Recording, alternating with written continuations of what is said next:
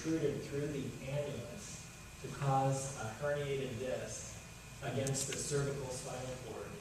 In order for that to occur, there has to be a rip or a hole in the annulus.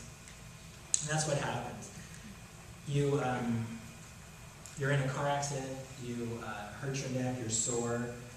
In the accident, the annulus ripped, the nucleus herniates out, and the nucleus is now putting pressure against a nerve root. It's just the way that we're built. The nerve roots come off of the spinal cord very proximate to where the disc is most likely to herniate. What happens now? So the nerve root is in trouble because there's pressure against it, but it's also in trouble because that material, the nuclear material, has no blood supply.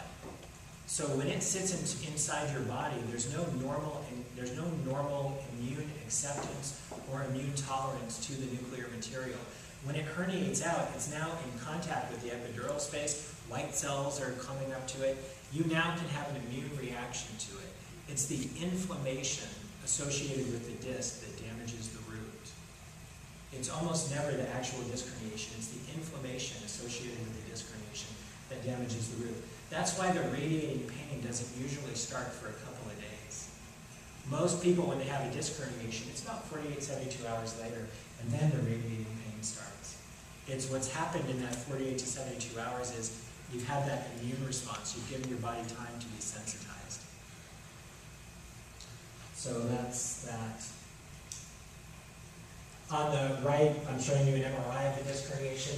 So this is the sagittal plane here, and we're seeing bone, disc, bone, and here's bone, disc, with disc herniation.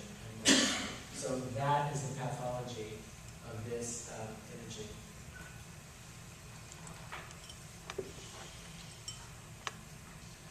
Radiculopathy is a disorder of a nerve root. There's no word I hear misused more than the term, there's no word I see misused more than the word radiculopathy. Radiculopathy is a disorder of a nerve root, and the disorder is manifest as motor, sensory, and reflex changes, which can be determined on exam and verified by EMG. I'm just going to say that again because pain radiating down your arm is pain, it's not radiculopathy. Radiculopathy is a disorder of a nerve root manifest as motor, sensory, and reflex changes on your examination. So if you have an examination of someone and you note full strength, normal power, normal tone, no pathological reflexes, normal reflexes, and then you put in your impression cervical radiculopathy, it isn't. You're contradicting yourself. It has to match up.